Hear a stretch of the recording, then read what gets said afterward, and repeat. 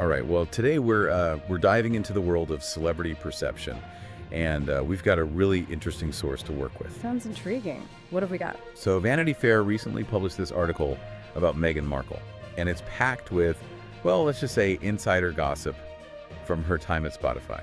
Oh, juicy. I always find it fascinating to peek behind the curtain a little bit. Exactly, and this deep dive is all about exploring those perceptions, how they form, and how things like actions and even nicknames can really impact someone's public image. Like, seriously, think about it. How many times have you heard a nickname for someone and it totally changed how you view them? Yeah, nicknames can be powerful, especially in a professional setting. They can reflect underlying dynamics or even be used as a form of social control. It's really interesting what you said about perception and how quickly it can form. We are constantly making judgments about people, often based on very limited information. Right, and this article, it kind of dives headfirst into that. Like, the juiciest detail right off the bat is this nickname that some Spotify staffers apparently gave to Meghan. Okay, I'm hooked already. What was the nickname? They called her Eva. Eva. That's an interesting choice. Any particular reason? Yeah, it's not just a random name. Think Joan Crawford in that old movie, Queen Bee. You know, the one where she plays this, like, super demanding, difficult character. Ah, got it. So not exactly a compliment then. Definitely not. And get this, the source claims that Meghan was totally unaware of this nickname. Wow, that's kind of wild. Imagine having this label floating around about you and you have no clue. It really highlights the whole hidden nature of perceptions, right? Like, even if someone is oblivious, a negative nickname can still influence how others see them. Totally. It's like this secret code that everyone else is in on except the person it's about. And it makes you wonder about the impact of all those unspoken perceptions, the judgments and assumptions that we make about people without even realizing it. Like, how much of that shapes our interactions and ultimately how we treat each other. For sure. And this article, it doesn't stop at the nickname. There are all these allegations from former Spotify employees painting this picture of Meghan as someone who was warm and effusive at first. But then, if things went wrong... Uh-oh. Sounds like there's a but coming. Yeah, big time. They claim she became, like, cold and withholding, blaming others for issues instead of taking responsibility. That's interesting. It makes you wonder if there might be some cultural differences or communication styles at play here. What might seem like coldness to one person could be perceived completely differently by another. That's a really good point. It's so easy to misinterpret behavior, especially when you're coming from the different backgrounds or have different expectations, and like how much of our judgment is based on our own like preconceived notions or biases. It's definitely something to think about. It is. And, you know, even beyond cultural differences, just individual personalities can clash sometimes. What one person sees as assertive, another might see as aggressive, for example. And the article goes on to say that Meghan was constantly playing checkers, always aware of everyone's position in relation to her. Okay, yeah, that detail really stood out to me too. Like, on the one hand, you could interpret that as strategic, maybe even manipulative, but on the other hand, maybe she was just being assertive or aware of the power dynamics at play.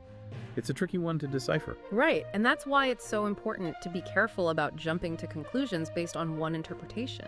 We need to consider all the different perspectives and possibilities before we form an opinion. Plus, like, think about it. Even if someone is really good at playing checkers, does that automatically make them a bad person? Maybe they just learn to navigate a particular environment in a way that's helped them survive or succeed. Totally. I mean, we all have our own strategies for dealing with, like, challenging situations, right? And it's not always fair to judge those strategies without understanding the full context. Absolutely. Context is everything. And, it's easy to forget that there are always multiple sides to every story. This article focuses on a very specific set of allegations. But it's important to remember that there are other viewpoints out there too. Oh, for sure. Like, the article does mention this contrasting viewpoint from Jane Marie, a producer who worked on Meghan's podcast Archetypes. She described Meghan as lovely and genuine. See, that right there proves my point. It shows how subjective perception can be. What one person finds off-putting, another might find totally endearing. It's a good reminder that we need to be cautious about forming judgments based solely on anecdotal evidence. It really is. And we can't ignore the financial side of this whole Spotify thing, right? Yeah. Remember that multi-million-dollar deal they signed? Oh, yeah. Well, after their exit, Bill Simmons, this, Spotify exec, he didn't hold back, called them grifters, right on his own platform. Whoa.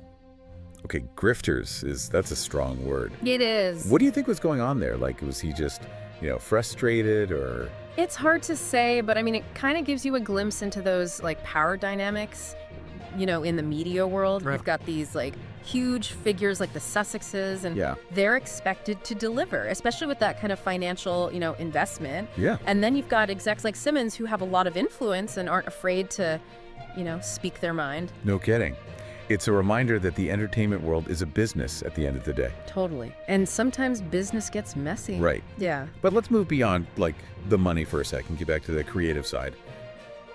The article mentions this thing about the idea for Meghan's podcast, Archetypes. Oh, interesting. What about it? So some Spotify employees felt that it actually came from someone else originally who didn't end up owning any of the intellectual property. Huh. Okay, yeah, that raises some questions about creative collaboration for sure. Like, especially when there are these power imbalances, Yeah. Think about it. Who really gets credit for ideas in situations where one person, has way more influence? It's a problem that goes beyond just this one case, I think. It really does. It makes you think about how contributions are recognized in creative fields and how they're compensated. Exactly. This adds another layer to the whole Meghan narrative, right? Yeah. There have been these past claims that she takes credit for other people's work. Right. Whether or not they're true, this detail from the Spotify situation, well, it might lead some people to believe those claims even more. True, but we're only getting one side of the story here. We don't have Meghan's take on this specific thing. Yeah, that's true. And without that, it's kind of like trying to solve a puzzle with, with missing pieces. It's just not the full picture. Yeah, it's crucial to remember that perception can be shaped by so many things. Absolutely. Rumors, whispers, interpretations, stuff that might not reflect reality at all. So true. And it's so easy to get swept up in the gossip. Right. We forget sometimes that we're dealing with, real people with their own thoughts and feelings. Okay, so let's step back for a sec. We've talked about nicknames, we've talked about those behavior patterns. Yeah. The Spotify fallout, even those hints of the, credit disputes. It's a lot. It is a lot. And when you, piece it all together, it paints a very complex picture of Meghan Markle, right? Yeah. You have these themes of manipulation, power dynamics, and this disconnect between the public image and that, alleged reality behind the scenes. Yeah. But then you have these people describing her as kind and genuine. It's like a reminder that they're complicated and rarely fit into just one box or label. Right. And, that kind of brings us to this whole idea of confirmation bias. We tend to look for information that confirms what we already believe. You know what I mean? Oh, yeah, 100%. It's like we have these mental filters, right, that shape how we see things, and they can sometimes stop us from seeing things clearly. So it's, it's crucial to be aware of those biases and really try to consider different perspectives, even if they challenge what we, already think. I think that's so important, especially now, with information coming at us from every direction. It's more important now than ever to really think critically and question everything.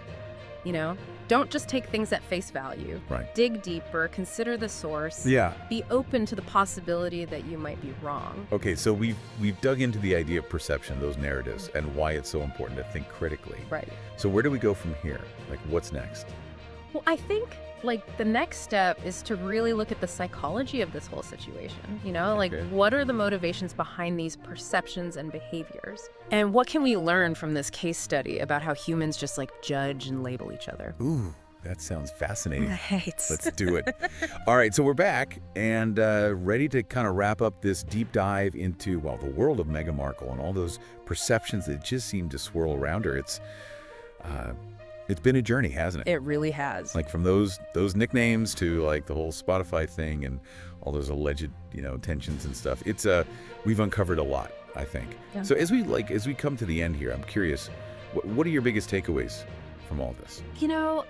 I think for me, it boils down to this. Perception is a two-way street. It's not just about how we perceive others, but also how they perceive us. And when you're in the public eye, like Meghan Markle, that whole dynamic is it's amplified, tenfold. Yeah. Every action, every word, it's scrutinized and interpreted. It's almost like living in a hall of mirrors, wouldn't you say? Oh, absolutely. Yeah. You're constantly bombarded with these reflections of yourself, and it's got to be hard to know which ones are accurate and which ones are just distorted, you know? Exactly. And you can see why some celebrities might become, well, guarded, maybe even defensive in that kind of environment. Yeah, for sure. Like you're constantly being judged, evaluated, and often it's based on like incomplete information or, biased perspectives. It's no wonder that sometimes the public image and the like private reality, they don't always match up. Right. And it makes you think, like, how much of what we see is genuine and how much is, like, carefully constructed? It's like, can we even separate fact from fiction when it comes to, like, celebrity gossip? It's tough. It's really tough. I think as consumers of information, we just have to be so aware of our own biases and actively seek out those diverse perspectives. It's easy to fall into that confirmation bias trap where we just focus on information that backs up what we already think. Right. And that can be dangerous, especially when we're judging other people. It is. It's a good reminder to, like, practice empathy and remember that celebrities, despite all the fame and fortune, they're still human. Totally. With feelings and, vulnerabilities just like us. Exactly. And sometimes I think we forget that. We do. We get caught up in the drama and the gossip. Yeah, it's easy to do. Okay, so before we, totally wrap things up, let's circle back to those nicknames for a second. Eva and Tim, nice but dim. Oh, yeah. Whether they're accurate or not, they've kind of become part of the whole Meghan and Harry story, right? They have. It makes you think, what do those nicknames really tell us? It's interesting, isn't it? Do they reveal more about the people who came up with them? Or about the people they're aimed at? Maybe they're based on real observations, but maybe they're more about the insecurities, biases, or even power dynamics of the people who created them. Yeah.